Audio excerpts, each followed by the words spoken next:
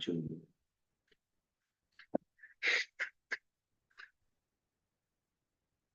네, 오늘 메시아 재강림 준비 시대, 메시아 강림 준비 시대, 메시아 재강림 준비 시대, 인류 역사 6, 7년은 어떻게 승리가 되었는지 역사 속에 나타나시는 하나님, 하나님이 인류 구원을 위해서 어떻게 수고를 하고 계시는지 살펴보는 시간으로 갖겠습니다. 어제까지 말씀드린 것은 오늘 이 도표를 그리기 위해 설명되어진 내용들이고, 그 설명되어졌던 내용들을 이제 한눈에 흐름으로 이해할 수 있도록 이렇게 PPT 도표를 그려서 오늘 소개하게 되겠습니다. 이렇게 해서 총체적으로 메시아 강림 준비 시대 역사는 어떻게 흘러왔는가 하는 데 대한 이해를 돕고자 합니다. 인류 역사는 하나님께서 아담 에와를 창조하시고 그를 통해서 축복, 3대 축복, 생육하고 하나님과 같은 인격자로 성장하고 그 다음에 번식하여 가정을 이루어서 하나님의 창조 이상이 이 지상 위에 영원히 펼쳐지기를 바라시는 하나님의 뜻이 번식되는 인간 자녀들을 통해서 세계를 이루고 천주를 이룰 수 있는 그런 축복을 하셨습니다.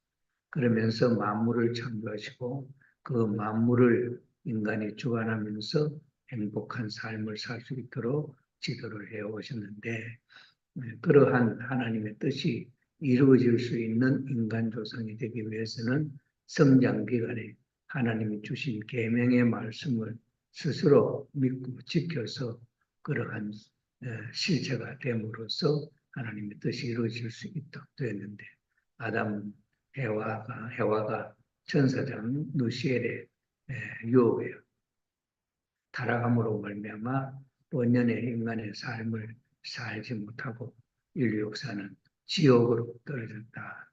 지옥으로 떨어져 있는 인간을 하나님 버리지 않으시고 다시 아담 가정에서부터 다시 복귀하여서 원래 이루려고 하셨던 그 뜻을 이루어 나오시는 섭리를 지금까지 해오셨는데, 역사적으로 보면 그 역사의 흐름이 원시 공동사회라고 하는 것을 함께 똑같이 일하고 그 생산된 내용을 가지고 함께 사는 것을 원시 공동사회라 이렇게 해요. 공동사회가 시족사회예요. 이제 가정이 더 커지면서 시족사회로 부르는, 시족사회에서 봉건사회로, 봉건사회에서 군주사회로, 군주사회에서 민주주의로 이렇게 역사의 흐름이 그렇게 내려오고 있는 것을 우리는 보았습니다. 1차적으로 아담 가정에 있어서 타락한 아담을 복귀하려고 하는 섭리를 시도하셨으나 가인이 아벨을 살해함으로 말미암아 이루어지지 아니하고, 여기서 아담 가정에 있어서 복귀 섭리를 위해서는 어떻게 했냐? 가인과 아벨을 분립을 했습니다. 개적으로 보면 가인은 형님이고 아벨은 동생이고, 그런데 뜻적으로 보면 가인은 천사장이고 아벨은 아담을 대신하는 입장. 그런데 가인은 형님이 되고 아벨은 동생이 되었죠. 종이 형님이 되고 인간이 동생이 되었다. 이것이 타락으로 말미암아 빚어진 상황을 복귀하는 데 있어서 이렇게 두고 형님과 동생이라고 하는 입장이 있어서 주종 관계를 형님과 동생의 관계로 이렇게 올렸습니다. 형님이 동생을 주관할 수 있는 그런 입장이기 때문에 주인이 종을 주관할 수 있는 그런 입장으로 비유해서 이렇게 나타내요. 복귀 섭리가 어떻게 이루어지는가 하는 것을 실질적으로 타락한 인간 세계에 어떻게 나타나는가 하는 것을 보여주는 실증적인 예라 이렇게 생각이 됩니다. 그래서 아담 과정에 있어서 가인과 아벨은 아담의 아들이지만 그러나 내적인 가치를 놓고 보면은 가인은 천사장을 입장하는 대변인이고 아벨은 아담을 대신하는 입장에 세워졌다. 그래서 원래 주인이 위에 있고 종이 아래에 있는 것이죠. 그래서 하나님, 그 다음에 주인 아담과 그 다음에 종 천사 이런 교비가 있는데 타락함으로 말미암아 종이 인간을 주관하는 입장에 서게 되죠. 그래서 위치가 바뀌어져 버렸죠. 이것을 나타내는 것이 가인, 아벨, 형님, 동생인데 형님은 악을 상정, 형님은 천사장을 상정, 형님은 예, 타락한 천사를 상징하는 입장에 세우죠. 아벨은 동생이고 아벨은 아담 대신 입장이고 아벨은 타락한 아담의 입장으로서 어, 종의 주관을 받는 입장을 이렇게 형님 동생으로 나타냈다 하는 이해가 기본이 되어야 되겠다 하는 것이죠. 그래서 복귀 섭리는 형님이 동생 되고 동생이 형님 되는 섭리로 마무리를 지어서 본래의 입장을 이루려고 하는 섭리가 긴 역사 속에 흘러나오고 있다 하는 것을 우리는 아시고 그 예가 어디서 나타나느냐 하니까 아담 가정이 죽고 난 뒤에 10대 1600년이 지나서 노아라고 하는 인물을 세웠습니다.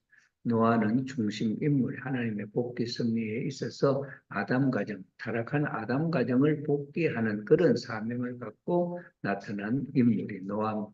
그래서 노아를 중심 삼고 하나님의 복귀 섭리를 경륜하셨죠. 그래서 노아는 120년 동안 산 꼭대기에다가 방주를 큰 배를 지어가지고 하나님이 마지막에 홍수를 40일 동안 홍수 심판으로 인류를 멸망시켜 믿는 사람을 하나님이 구원하시기 위해서 그런 섭리를 하셨다. 그래서 노아에 있어서 120년 동안 방주를 지어서 40일 홍수 심판에 났을 때 노아의 8가족만 살고 나머지는 세상 사람 다 죽었습니다. 자, 이런 입장이 노아인데, 그런데 노아의 둘째 아들 함이 아버지의 심정과 일체가 되지 못함으로 말미암아 이 노아를 중심 삼은 뜻이 실패로 돌아갔지 않습니다. 그래서 그것을 다시 10대 400년 뒤에 중심 인물이 아브라함은 노아 가정을 대신하는 입장이고 또 노아 가정은 아담 가정을 대신하는 입장이기 때문에 아브라함 가정은 큰 아담을 복귀하기 위하여 세 번째 세워진 인물이다 하는 것은 지금까지 우리가 배워서 아는 사실이죠. 그래서 이 아브라함 세 번째이기 때문에 하나님은 소생장성한 초부덕상 한 번에서 이루지 못하면 세 번째에 마무리 짓는다는 그런 원칙 섭리를 가지고 하나님이 아담 가정을 때 타락했던 것을 한번 복귀하려고 시도를 했고 노아 가정에서 두 번째 시도였고 아브라함 가정 때 세 번째 시도다. 그런데 세 번째 시도에서 아브라함의 믿음의 기대를 세우는 삼재물 제사의 실수함으로 말미암아 이 뜻은 이루어질 수 없는 뜻인데 그러나 사탄이가 아담 가정에 해와를 쳐서 아담을 죽이고 그 다음에 가인이 아벨을 쳐서 죽임으로 말미암아 2대에 걸쳐서 악이 열매 맺도록 한 결과가 나타났지 않습니까? 그래서 이러한 tan간복귀 원칙에 의해서 아브라함이 한번 실수했다 할지라도 그 아들을 선별된 입장에 다시 세울 수 있는 섭리적인 tan간복귀 섭리의 뜻이 여기에 있다는 사실을 우리가 이해할 수 있죠. 이렇게 해서 아브라함, 이삭을 통해서 믿음의 기대와 실체의 기대가 이루어지게 되게 돼 있었습니다. 그래서 아브라함이 만약에 재물 실수에 실수하지 않았으면은 이삭과 이스마엘이 배달은 형님이고 이삭은 동생이고 이삭은 사라를 통해서 태어났고 이스마엘은 하가를 통해서 사라의 종 하가를 통해서 태어난 인물이죠. 그래서 하나님은 이스마엘을 장자로 세우지 않고 이삭을 장자로 세우는 섭리를 하셨다 하는 것을 우리가 이해하고 그래서 이삭이 믿음의 기대를 세우는 제사의 성공함으로 말미암아 실체 기대가 이루어져서 실체 기대는 이삭을 타락한 입장에 세워진 이삭이 선과 악이 함께 있는 모습이기 때문에 이것을 선악으로 분립하는 노정의 역사가 상둥이 역사로서 에서와 야곱이 형제로서 가인 아벨의 입장에 서게 됐다. 그래서 에서는 타락한 천사장 그리고 악한 입장에 세워지고 그 다음에 야곱은 선한 아담을 대신한 입장에 세워져서 그 에서가 야곱을 죽이려고 하는, 왜 야곱이가 에서가 갖고 있는 모든 장자권의 권한을 다 야곱이가 복귀해왔다, 뺏었다. 그래서 뺏어왔기 때문에 에서가 빼앗겨서 분해서 야곱을 죽이려고 합니다. 이것은 가인이 아벨을 죽였던 거.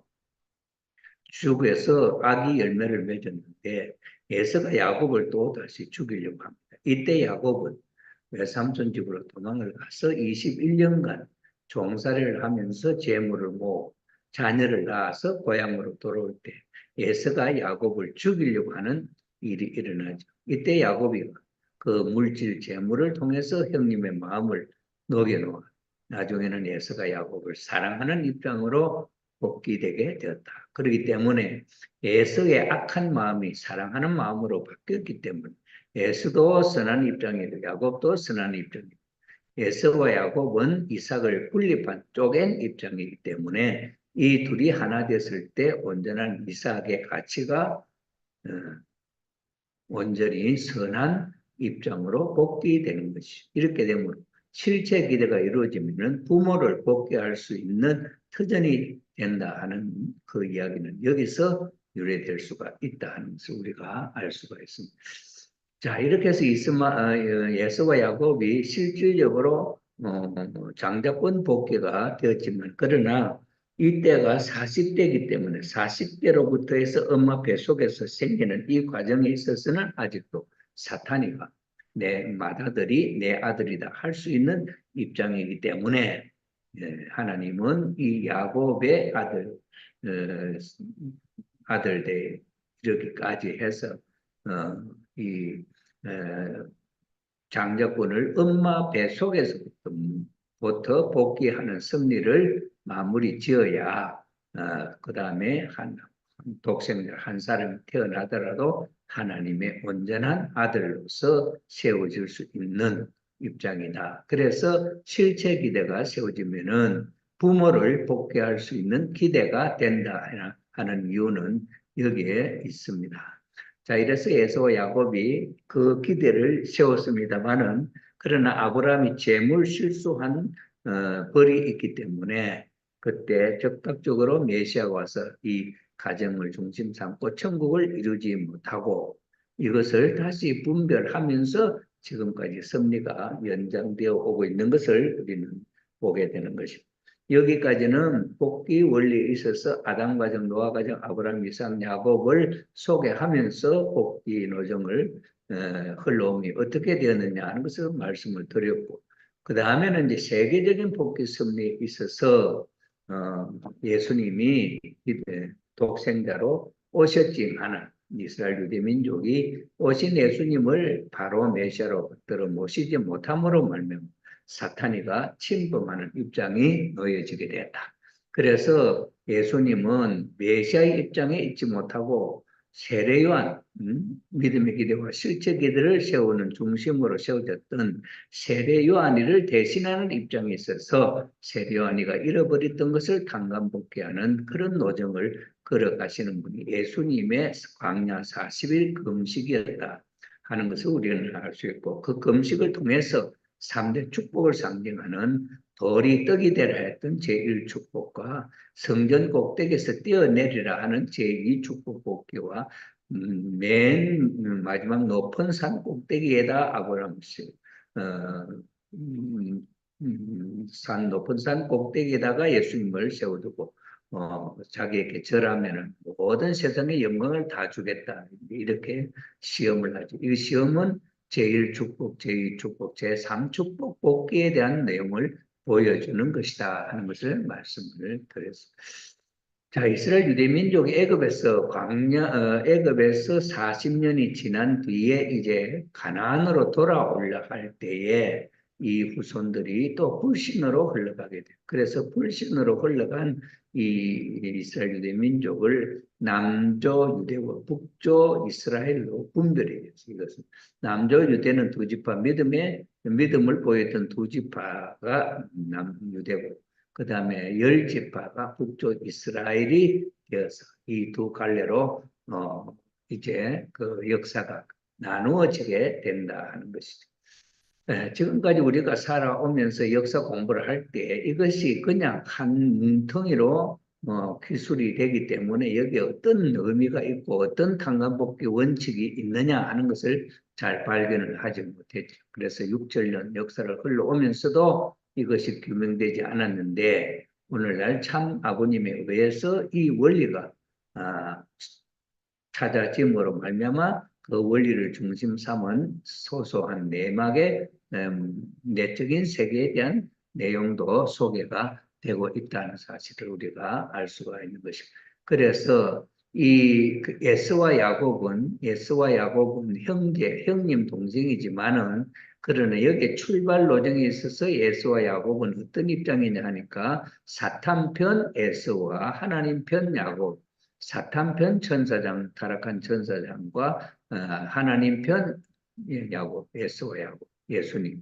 이런 입장이 있어서 두 형제와 같은 입장으로 나누어지게 되는 섭리가 불신으로 흘러갈 때 항상 이런 모습을 보였다. 그래서 이 뜻이 이루어진다고 하는 것은 이렇게 잃어버렸던 모든 것을 다 총체적으로 단간복귀해서 에덴 동산의 아담과 하와가 타락하기 전 상태로 완전히 복귀하는 이 노정이 역사상에 나타나게 되었다.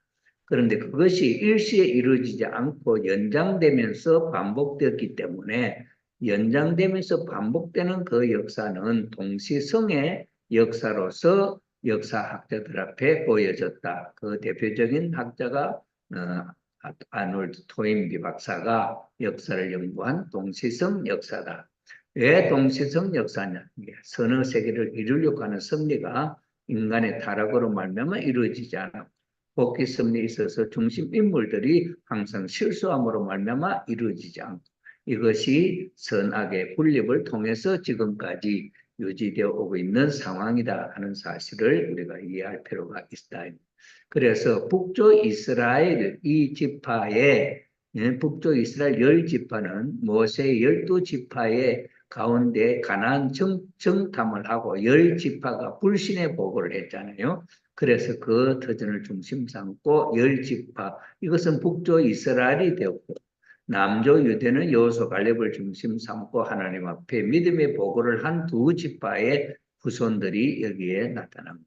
그래서 남도 유대 두 지파를 중심 삼고 번식된 것이 아브라함 가정을 중심 삼은 이스라엘 유대 민족의 선민이요.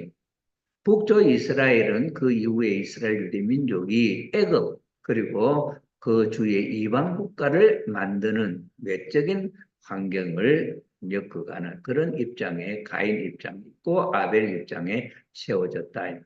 자, 이래서 애굽 및 이방 국가의 북조 이스라엘의 후손들이 세운 문명을 애굽 문명이라 이렇게 이야기합니다. 애굽 문명은 예수님 오시기 3000년에서 30년 전, 약 30왕조가 지나가면서 문화를 형성했다. 이게 애굽 문화는 가인형 문화고 슈멜 문화가 있습니다. 슈멜 문화는 이것이 아벨 문화가 되는 것이죠. 그래서 아벨과 가인과 아벨이 양립했던 것처럼 이 역사상에 있어서 사람 사는 사람들의 그 생활 풍조도 이렇게 바뀌었다 하는 것을 우리가 알 수가 있는 것입니다. 그래서 애굽 문명이 이것이 연결돼서 미노아 문명으로 성장을 합니다. 그래서 이것은 에게해와 크레타 섬을 중심 삼고 형성된 BC 2000년, 예수님이 나시기 2000년 전부터 예수님이 나시기까지의 과정 속에 나타나는 문화권, 문명사다 하는 것을 우리가 이해합니다. 그래서 수멜 문명의 후예들은 시리아 문명을 이룩합니다. 시리아 문명은 히타이트 왕국, BC 1500년에서 1190년 사이까지 이 시리아를 중심한 동방 최대 강국을 형성했다. 이렇게 해서 가인형의 인생으로서 나타나는 역사가 있고 아벨형 인생관으로서 엮어져서 역사가 나타난 민족이 있다. 이렇게 보이죠. 자, 그래서 이 미노아 문명은 그리스 문명으로 발전을 하고 이 시리아 문명은 유대 문명으로 발전을 합니다. 그래서 유대 문명 히브리 히브리 말을 쓰는 히브리 민족들을 중심 삼고 하나의 통일 왕국 시대, 이 시대가 이 유대 문명의 발달한 그 과정이었다. 자, 이렇게 해서 그리스 문명하고 유대 문명이 이 지구상에 나타나서 이때의 영향력, 그리스 문화가 히브리 문화를 지배하는 입장이다. 이게 이제 무슨 말이냐? 마음과 몸이 있는데, 마음과 몸이 있는데, 이 타락한 인간은 마음을 따라서 동하고 정하면서 하나로 성장에 완성하면은 절대적인 선의 실체가 될 수 있는데, 그런 과정에 있어서, 그런 입장에 있어서, 수멜 문명은 아벨 문명이고 선암 문명. 이것이 시리아 문명으로 해서 시리아를 중심으로 동방 최대 강국을 형성했다. 이것이 이제 유대 문화, 유대 문명으로 이렇게 흘러오죠. 슈멜 문명이 시리아 문명으로부터 유대 문명으로 해서 예수님이 오실 때 그 이스라엘 나라가 유대 문명의 결실지요. 그다음에 그리스 문화는 로마를 중심 삼고 나타나는 이 세계가 그런 입장이 되었다. 이렇게. 그런데 그리스 문명이 유대 문명을 지배하는 입장에서 타락함으로 말미암아 몸이 마음을 지배하는 육신이 영인체를 지배하는 그런 구조와 같은 입장이다 하는 것을 우리가 알 수가 있겠습니다. 자, 그런데 여기서 이제 이 그리스 문명하고 유대 문명으로 인류 역사의 그 삶의 틀이 이렇게 매듭이 완결이 되어져서 그리스 문명이나 헬라 문명, 히브리 문명으로 이렇게 나타나게 된 것은 이제 바로 예수님이 이 땅에 오시면은 이 두 문화를 마음의 문화와 몸의 문화를 하나로 묶어서 통일된 새로운 문화를 중심 삼고 하나님이 천국을 이루려고 하셨다는 것이죠. 자, 그래서 2000년 전에 이렇게 예수님이 오셨는데 이 섭리의 흐름을 놓고 보면은 1차적으로는 아담이 타락함으로 말미암아 하나님의 뜻이 실패로 돌아갔고 2차적으로는 여기에 예수님이 로마 문명을 중심으로 하고 예수님이 여기에 태어났다. 예수님이 태어나가지고 하나님이 준비한 그리스 문명과 유대 문명 이것은 몸 문명과 마음의 문명과 같기 때문에 이것을 하나로 통일시켜서 지상 천국을 이루려고 하셨다 하는 것이 일차적으로 예수님을 이 땅에 보내신 목적이었다고 우리는 알죠. 그런데 이스라엘 유대 민족이 예수님을 메시아로 믿고 따르지 못함으로 말미암아 메시아를 십자가에 달아 죽이는 그런 결과가 일어났다. 그래 역사가 여기서 4천년 역사를 통해서 예수님이 오시게 되었는데 이 4천년이 그리스 문명이 유대 문명을 지배하는 것 같은 결실로 나타났다. 그래서 로마 문명이 튼튼하게 세계를 천국 만들 수 있는 그런 문화로 준비를 했는데 이스라엘 유대 민족과 로마가 예수님을 십자가에 달아 죽임으로 말면 예수님이 살아 계셔서 이 뜻을 이루었다 한다면은 예수님은 이때 지상 천국을 이루셨을 것이. 그리스 문명과 유대 문명을 하나로 복합적으로, 마음의 문명과 몸의 문명이 하나로 복합적으로 매듭이 되어가지고 인간이 살아가기 좋은 환경을 만들었을 것이었다. 그런데 이스라엘 유대 민족이 예수님을 십자가에 못 박아 죽임으로 예수님이 자연적 삶을 마무리 못하시고 십자가에 달려 돌아가심으로 타살이 되었다. 이렇게 되죠. 그래서 이렇게 됨으로 말미암아 하나님이 그리스와 유대 문명을 통해서 천국이 이루어질 수 있는 최고 문명 사회가 되도록 그렇게 수고를 했는데 이스라엘 유대 민족이 예수님을 몰라보고 십자가에 달아 죽임으로 말미암아 외적으로 준비되었던 모든 것들이 다 쓸모없는 것으로 이렇게 되어버렸다. 그것이 어떤 형상으로 나타나느냐 하니까 그것이 이제 로마 이 제국은 기독교 왕국, 기독교 교구장제 기독교 시대에 이렇게 하면서 400년 동안 치리하고 있던 역사적인 그런 게 있잖아요. 그 과정에 나타나는 내용들을 놓고 볼 때에 로마 문명은 이스라엘 유대 민족이 로마 문명을 흡수해서 재림주님의 사상, 초림의 예수님의 그 사상을 중심 삼고 하나님의 나라가 이루어졌으면 여기에 천국이 출발이 되었을 텐데 여기에 예수님이 공생의 노정은 3년밖에 안 돼요. 그러면서 3년 동안의 말씀을 전하다가 돌아가셨습니다.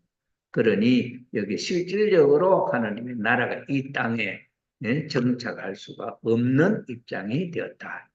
이렇게 되니 이미 외적인 환경은 천국이 될 수 있도록 모든 것이 하나님이 준비가 되어 있는데 여기 사탄이 침범해서 사탄이 작동하는 그런 덩치가 되어버렸어요. 이렇게 되니까 이것은 하나님도 이거는 기뻐할 수 없고 사탄도 기뻐할 수 없는 존재가 나타나. 그러므로 말미암아 이것을 이제 깨부수는 섭리가 또 다시 시작되었다. 사탄을 중심 삼고 영원히 소멸되지 않는 천국이 이루어진다고 한다면은 하나님은 뜻도 못 이루시고 지상 지옥이 되었을 것이다. 그러나 하나님은 그것을 용납할 수 없기 때문에 이것을 다시 정리하는 역사가 일어나게 됩니다. 그래서 히브리 문명은 유대 문명이지요. 예수님이 오심으로 말미암아 거기에는 하나의 시대적 체인, 바꾸어지는 시대가 되게 되죠. 그래서 히브리 문명이 그리스 문명을 지배하는 그런 입장으로 갑니다. 그래서 히브리 문명이 헬라 문명을 극복해서 서기 313년 콘스탄티누스 대제가 밀라노 칙령을 통해서 밀라노는 어디 이탈리아에 있는 반도에 있는 한 항구 도시죠. 밀라노 칙령으로 기독교를 봉인하고 기독교. 그때 이전에는 천주교의 환경 속에 천주교 지도자들이 이 시대를 지도하는 그런 입장이 있었죠. 그래서 그 신부들이 예수님을 십자가에 달아 죽임으로 말미암아 그 사람들의 그 수고는 영광으로 끝맺지 못하고 이것이 하나님의 승리도 지장을 주고 사탄의 섭리에 있어서도 지장이 되는 그런 입장이 되게 된 거예요. 그래서 이때부터 이제 어떤 바람이 일어나느냐 하면은 히브리 문명이 헬라 문명을 이게 자연스러운 히브리 문명은 마음의 문명이고 그리스 문명은 몸의 문명과 같죠. 그래서 몸의 문명은 마음의 문명에 지배를 받는 거 아니겠어요?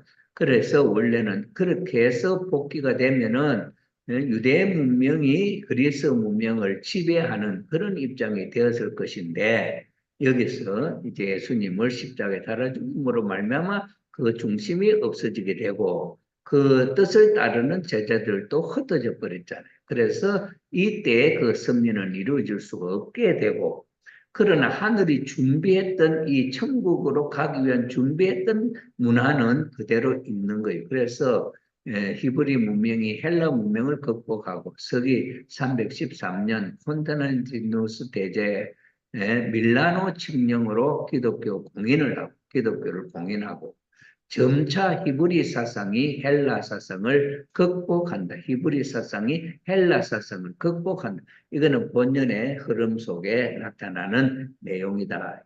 원래 히브리 문명, 정신 문명이 몸 문명을 지배하도록 되어 있는데 타락해서 몸 문명이 정신 문명을 지배해 오는 그런 양상을 보이고 있다. 이거죠. 자, 그래서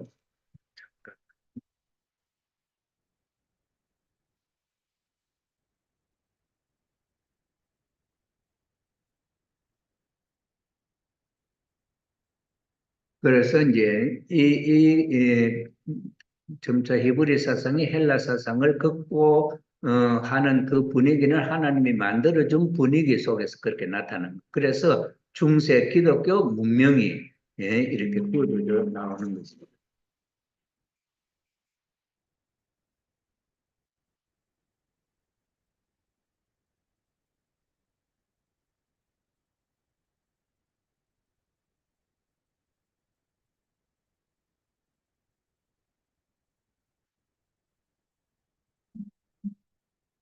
그다음에 서기 700년대에 그리스 정교의 문명권과 서구 문명권을 이제 형성하게 되고 이렇게 기독교 중세 기독교 문명이 이렇게 자리를 잡아갈 때 원래 이 예수님을 중심 삼고 하나님의 나라가 이때 이제 생겨나서 튼튼하게 발전할 수 있는 이런 시대가 돼야 되는데 예수님은 돌아가셔버리고 중심이 없어지니까 환경은 그 방향으로 흘러가서 이런 모양을 갖췄지만은 내적으로는 사탄이가 이미 침범한 그런 입장이 되었다 이 말이에요. 그래서 교황이나 국왕이 윤리적으로 문란해지고 사탄이 침범한 입장이 되게 되었다. 이거 무엇이 중세 기독교 문화가.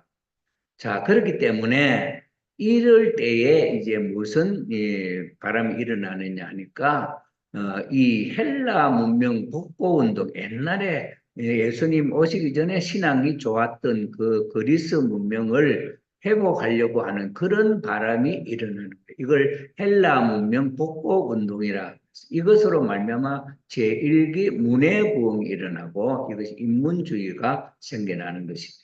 그 다음에는 또 어떤 것이 있느냐 하니까 제1 종교개혁기에 있어서는 이 히브리 문명을 복고하는 히브리 문명, 원래 예수님 오실 당시에 그때 신앙이 좋았던 그 환경을 그리워하는 지금 여기 이제 뭡니까 내적으로 교황이 부패하고 국왕도 막 범죄하고 이렇게 되니까 이 신앙적으로 옛날 그 신앙을 그리워하는 그런 마음들이 일어난 거죠. 그래서 이것은 외적인 이 문화를 위해서 문해부흥이 일어나고 내적으로는 이 종교개혁이 일어난다. 그래서 이 종교개혁으로 해서 이 중세 기독교 문화를 타파하는 방향으로 나아가게 됩니다. 그래서 하나님은 군주사회, 국왕과 교황이 일체가 돼가지고 하나님의 나라를 이루려고 했던 뜻이었는데 국왕과 교황이 타락하고 문란함으로 말미암아서 여기에 사탄이 침범해 사탄편이 되어버렸다. 그렇게 됨으로 말미암아 이 전제 군주 사회는 이 사탄 편에서도 이건 깨부수려 하고 하나님 편에서도 이것을 타파하려고 하는 그런 역사를 이루는 그래서 전제 군주 사회를 망하게 하는 요인이 뭐냐 십자군 전쟁이었습니다. 십자군 전쟁을 통해 가지고 사탄편 전제 군주주의 사회가 돼 있는 이것을 깨부시는 그래서 십자군 전쟁은 10번에 걸쳐서 원정을 합니다. 전쟁을 하러 나가서 몽땅 남자들, 기사들이 다 죽습니다. 그러므로 말미암아 기독교의 그 교황이나 이런 사람이 가졌던 그 힘들이 약화되어지게 되죠.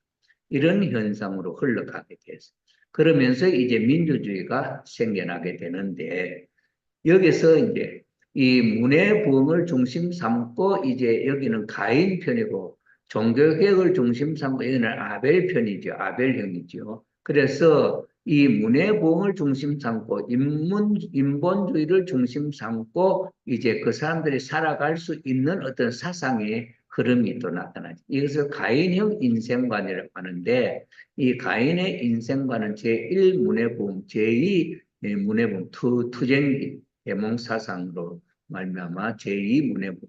그래서 프랑스 혁명이 일어나고 이 역사상에 그런 가인형의 인생관이 있어서 그것이 확립되기 위해서 여러 가지 이제 여기 투쟁이는 역사가 이렇게 일어났다.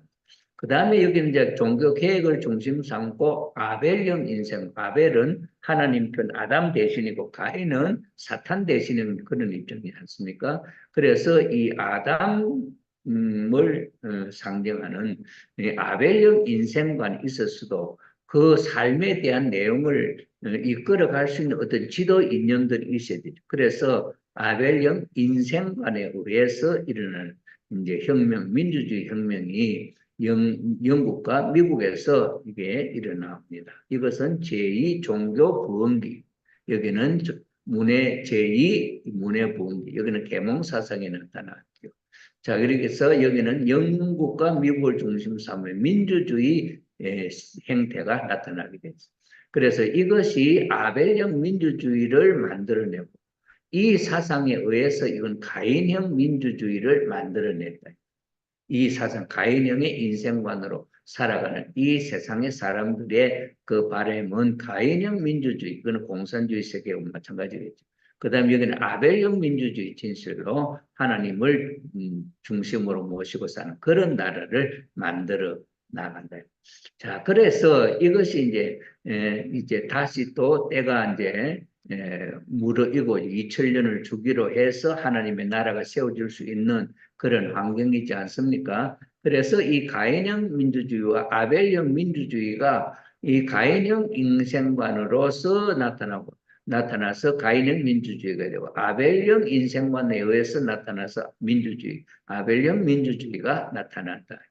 여기서 이제 산업혁명이 일어나고 그것이 하나의 정치, 종교, 혁명으로서 일어나고 그것이 열국의 강화하며 식민지 분할 정치가 일어나고 이렇게 역사가 흘러가는데 여기서 이제 각 지구상에 많은 나라들이 있는데 가인형의 민주주의 이사상으로 그 주의 국가들을 수습을 아벨형 민주주의 이사상으로 또 세계의 많은 나라를 수습을 이게 뭐냐 영국이 식민지를 개척하면서 그때 산업혁명이 일어나니까 저 어제 우리가 배운 것 중에 산업혁명이 일어나니까 생산품이 많이 막 생산이 된다면 산업 기계화되고 하니까. 그런데 그 만들어 놓고 팔 데가 없으면 안 되잖아요. 그래서 이것을 팔로를 개척하는 그게 뭐예요? 식민지 쟁탈전이에요. 이래가지고 이제 영국은 해가 지지 않는 나라를 해서 이 지구상에 많은 땅을 점령을 해고 그 점령한 땅에다가 또 뭘 했냐 선교사가 가서 하나님의 복음의 말씀을 전했다. 그래서 이러한 아벨형 민주주의 역사의 흐름 속에는 그렇게 자유민주주의 세계가 발전하면서 이 지구상에 나타났었다. 그 다음에 이 가인형의 민주주의는 가인형의 인생관을 심어주는 그런 학자 사상가들이 이제 나타나서 그 가르침을 통해서 이제 뭡니까? 이 공산주의 세계가 이제 영으로 가는 것. 그래서 여기 처음에는 독일의 막스가 나타나서 유물론을 쓰지 않습니까? 그 다음에 헤겔이 나타나서 경제이론을 쓰고, 그 다음에 러시아가 레닌주의로서 러시아가 공산주의 국가를 세우자. 그 다음에 북한의 김일성주의가 국가를 세우고. 이래서 가인형 민주주의의 그 사상을 통해서 나라가 세워지게 되고, 아벨형 민주주의, 이 신앙의 운동을 통해서 나라가 또 세워지게 되죠. 그래서 신앙의 자유를 찾아서 이 남아메리카 대륙으로 왔던 청교도들이 미국 땅을 점령을 해서 하나님의 나라를 만드는 그런 역사가 일어납니다. 이것이 자유민주주의 세계가 발전해 오는 과정에 우리가 지난 시간에 이러한 가인형의 인생관의 사상을 누가 어떤 학자들이 주장을 해서 만들었느냐 하는 것을 소개했던 것은 바로 이 부분을 이야기하는 것이고 그 다음에 아벨형 민주주의에 있어서 그 민주주의 사상이 발전해서 오늘날 자유민주주의 세계가 될 수 있도록 그러면 신교의 자유가 있도록 이렇게 지도해온 그 흐름이 바로 아벨형 민주주의의 사상 가르침을 더욱더 심화시켜서 이렇게 역사가 발전해 왔다. 이렇게 오면서 내적으로는 여기서 산업혁명이 일어나면서 그 영향이 정치, 경제, 문화 모든 면에서 일어나는 거예요. 그래서 1차 산업혁명이 일어나면 1차 그 다음에 종교에서도 혁명이 일어나고 정치에서도 혁명이 일어나고 이렇게 해서 입체적으로 그 환경이 이 가인형의 민주주의와 아벨형의 민주주의를 확고하게 자리를 잡아가는 그런 과정을 보여줬다. 자, 이래서 처음에는 1차 세계대전 하면서 이제 그때는 식민지 쟁탈전인 거예요. 성전, 이긴 나라가 진 나라를 속국으로, 식민지로 이렇게 받아들이고. 이래가지고 그 식민지에 하나님의 말씀을 전하는 역사가 병행되었다. 이렇게 돼. 자, 이렇게 해서 열국의 강함 및 식민지 분할이 일어납니다. 그 다음에는 이제 그 싸움이 1차 세계대전이 일어나고 2차 세계대전이 일어납니다. 이때 이것은 식민지 쟁탈전으로서 일어난 전쟁. 다음에는 식민지를 해방하는 전쟁, 일어난 전쟁. 그래서 1차 대전, 2차 대전, 2, 3차 대전은 세계인으로 하여금 예수님이 3대 시험을 당했던 것을 총탕감하는, 왜 그러냐? 재림주님이 오시면은 이제 이 모든 역사가 정리가 되고 하나님의 나라 천국이 이루어질 수 있게 되죠. 그러면 천국 백성이 되어야 할 세계의 모든 이 국민들은 이런 예수님 때 그 3대 시험을 거쳤던 그것을 탕감하는 어떤 조건을 세우지 않으면 안 된다. 이것이 1차 대전, 2차 대전, 3차 대전이라고 하는 세계 대전이었다. 그래, 1차 대전 때 있었어도 여기 보면은 어, 이 세 나라와 이 세 나라가 서로 싸우게 되는데 처음에는 1차 처음에는 공산군에서 이 나라들이 이깁니다. 그러나 후반전에 가서 3분의 2쯤 되었을 때는 바로 이제 하늘편 국가가 승리를 해서 이제 세계를 하나의 나라로 만들자 하는 운동으로 국제 연맹이 세워지게 됩니다. 그 다음에 2차 세계대전도 그런 양상, 하나님을 지지하고 하나님을 믿는 나라하고 하나님을 부정하고 하나님을 믿지 않는 나라와 이 또 싸움이 일어난 2차죠. 이것은 예수님이 2차 시험을 탕감하는 그런 섭리로 나타났던 사건입니다. 이것도 마찬가지로 약 3분의 2까지는 세계를 제패하는 입장의 공산권 사탄권, 가인권에서 이깁니다. 그러나 마지막에 있어서는 하나님 나라에 속하는 이들이 승리를 해서 하나를 세계를 평화의 세계를 만들자 해서 만든 것이 국제연합입니다. 그래서 국제연합을 중심 삼고 이 세계 질서를 평화의 세계로 만들어 나가려고 하는 그런 역사의 흐름이 이 속에 흘러내려오고 있다. 그 다음에는 이제 3차 세계대전이 일어날 것이냐 하는 문제를 두고 만약에 3차 세계대전이 일어난다면 1차 산업은 하나의 전기기관의 산업이고 2차 산업은 이게 이제 뭐냐면은 이게 이제 음, 이게 이제 가솔린에 의해서 이제 발전한 그런 역사였고 3차 세계대전, 3차 여기는 뭐냐 원자력을 중심 삼은 이제 산업 발전이 일어나죠. 이렇게 이 환경, 내적인 환경도 하나님의 나라 천국이 이루어질 수 있는 그 환경으로 가까이 가면 갈수록 그런 환경이 나타나게 되는 것이죠. 자, 이래서 1차 대전, 2차 대전, 3차 대전은 화력전으로 일어날 거냐, 사상전으로 일어날 것이냐 하는 내용을 놓고 볼 때 이 역사의 흐름들이 공산주의 세계는 신이 없다 하는 세계고 그 다음에 자유민주주의 세계는 하나님이 있다 하는 세계죠. 그래서 이 두 하나님이 없다 하는 사상으로 사상이 인생관으로 발전해 와서 오늘 공산주의 세계가 되었고 그 다음에는 자유민주주의 세계에서는 하나님을 믿는 종교인들을 중심 삼고 오늘 자유민주주의 세계가 생겨났다. 그리고 이것은 마치 이제 마지막 제3차 세계대전에 있어서 하나님을 믿지 않은 그룹과 하나님을 믿는 그룹이 마지막 하나 되기 위한 싸움이 일어날 수 있다. 이럴 때에 여기에 진정 하나님이 계시다고 한다면은 하나님을 중심 삼은 자유민주주의 세계 이 가르침이 공산주의 세계 이 가르침을 극복하고 그래서 하나의 평화 이상 세계를 만들어 나갈 것이다.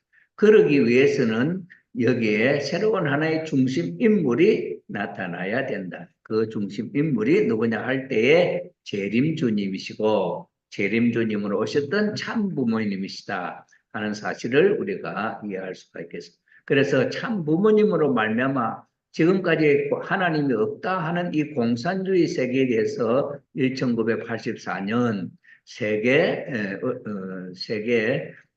언론인 협회 세계 지도자 회의에서 공산주의의 종언을 선언을 하게.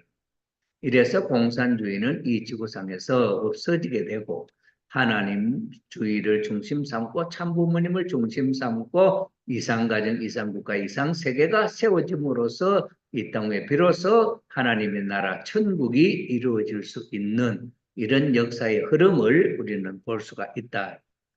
자, 그래서 이 역사의 전체적인 흐름을 우리가 놓고 볼 때에 첫 출발에서부터 이 출발에 있어서도 가인 아벨은 하나님과 천사장 사이에 있어서 문제가 생깁니다. 그래서 천사장 루시엘이 하나님이 이 땅 위에 인간을 통해서 이루려고 하는 천국을 이루지 못하도록 타락시킴으로 말미암아 하나님의 뜻이 이루어지지 않았는데 그 흐름을 통해서 하나님은 당신이 계획했던 그 뜻을 이루려고 노력을 하고 계시고 사탄은 그 세계가 이루어지지 않도록 반대하는 그런 역사로서 지금까지 역사가 흘러갔다.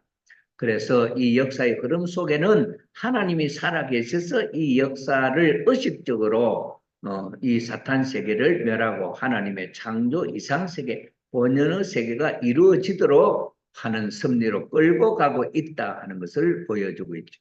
1차 세계대전, 2차 세계대전 이런 세계대전이 일어나서 처음에는 전혀 희망을 찾아볼 수 없을 정도로 하나님 편에서 불리했는데 마지막에 가서 극적으로 이것을 극복해서 하나님 편에서 승리하게 되었다. 1차 세계대전도 그렇고 2차 세계대전도 그렇고 자, 이렇게 역사의 흐름 속에서 연단된 백성으로 하여금 참 부모님의 나타나심을 통해서 그 가르침, 가정의 가르침의 모델이 되고 국가의 가르침의 모델이 되고 세계의 가르침의 모델이 됨으로 말미암아 세계는 참 사랑이 한 평화 세계가 이루어질 수 있다 하는 것을 소개하게 되었습니다. 이 도표는 지금까지 어제까지 소개해드렸던 대로 국기 섭리 역사의 발전 과정도 이해를 할 수 있고 그 다음에 그 환경이 어떻게 어떤 목적을 어떤 방향을 향하여 이 역사가 흘러가고 있느냐 하는 것도 볼 수가 있고 그 다음에 어떻게 이 양쪽의 양대 진영으로 이것이 갈라지게 되느냐 가인형의 인생과 민주주의 인생과 이것이 가인 아벨형으로 어떻게 갈라지게 되느냐 하는 문제도 이것은 하나님이 아담 가정에서 타락함으로 말미암아 아담 가정을 복귀하려고 시도하셨던 그것이 바로 가인 아벨 형의 형제간에 있어서 형님이 동생 되고 동생이 형님 되는 그런 과정을 거쳐서 본연의 세계를 찾는 그런 역사가 지금까지 흘러오고 있는 역사인데 그 내용이 이렇게 도표로 정리되게 될 때에 여기는 놀라운 논리성과 그 다음에는 과학성과 하나님이 뜻하시는 바의 내용이 절대적으로 의식을 갖고 역사를 통해서 이루는 방향으로 흘러가고 있다고 하는 사실을 우리가 목도할 수가 있겠습니다. 어제까지 몇 시간에 걸쳐서 어제 제2차, 1차 세계대전에 대해서 말씀을 드리려고 하다가 끝이 났습니다. 그 내용까지가 지금까지 소개해드렸던 그 내용은 이런 한 도표가 이루어지는 것을 우리가 볼 수가 있다 하는 것으로서 말씀을 드려서 복귀 섭리는 하나님이 뜻을 이루시기 위해서 역사하시는 것이 틀림없다 하는 사실을 우리가 이해할 수가 있겠습니다. 네, 오늘 이렇게 해서 이제 메시아 강림 준비 시대 전체를 마무리 짓고 재림론을 함으로써 이 강의 전체를 마치도록 그렇게 하겠습니다. 오늘